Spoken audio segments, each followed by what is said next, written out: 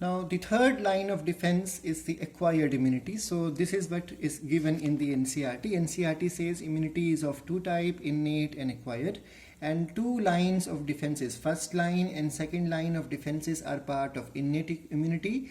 And third line of defense is basically the acquired immunity. So, NCERT does not talk about lines of defenses, it only says innate and acquired. So, that's why we are going to start now the next topic, and that is the acquired immunity, or the immunity which is present, which a person develops as he is born in this world, and the immunity which is specific in nature. So why is it called acquired immunity? Because this immunity a person acquires after birth. That's why it is called as acquired, or that's why it is called as adaptive immunity. And because it is specific and it is mediated by the antibodies or the B cells.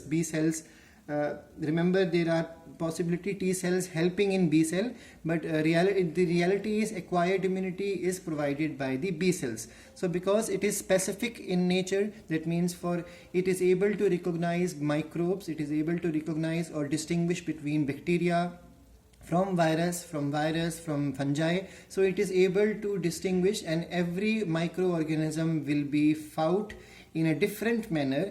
That's why it is called as specific type of immunity. So it is found only in vertebrates. Please remember that acquired immunity is found only in the vertebrates. So invertebrates will not have it, only vertebrate animals will have it, and it is specific in nature. It is able to distinguish between the various foreign particles as well as the molecule. And remember, when we say it is able to distinguish, remember it is even able to discriminate between self and non-self. That means it won't attack the self components, it will attack only those things which are entering inside the body from outside. So what you call as self and non-self. It is even diverse also, because it is able to recognize large variety of foreign molecules, because there are so many varieties of bacteria, so many genus or species of bacteria, virus and fungi. So there are so many microorganisms around, but this immunity is able to recognize each one of them in a different manner. So this immunity is able to even able to have a memory part. So it is able to develop a memory of the encounter, and then this memory will be helping a lot in a faster response next time. Now NCERT has used this word, and in 2012 this word came in the paper, and because students always go for easy terms in English, so many of them could not attempt this question. Now let me repeat once again. What is memory here? Once a response, or once a fighting occur, or once the acquired immunity starts fighting against the incoming microorganism, it starts preparing antibodies to fight, and that means cells involved here are called as B cells or B lymphocytes.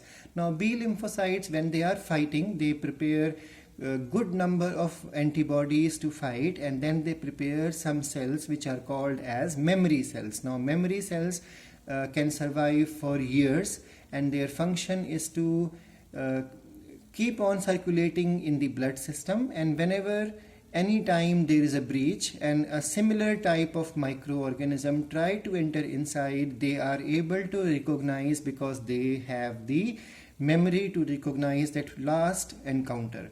So the first encounter's memory remains in these cells, and they are able to fight a better fight, a faster fight, a stronger fight, and they will win this fight. So that's why the word used is, or the phrase used is heightened, that means increased.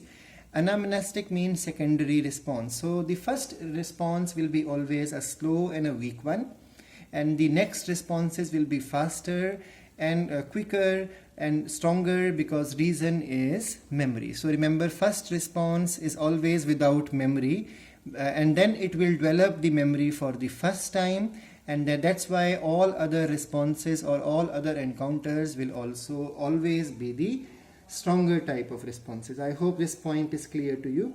So when immune system encounters a specific foreign particle or microorganism for the first time, it generates a immune response and kill the microorganism and this is called as the first response or first encounter. And then immune system maintains a memory of this first encounter. As a result, the second encounter or second response will be faster as well as a stronger one compared to the first response.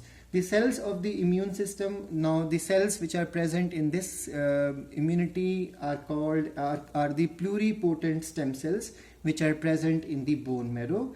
And then these cells later on give rise to B cells and T cells and the natural killer cells. Now the acquired immunity is of two types, active and passive immunity. So what exactly are active immunity and passive immunity? Let's understand.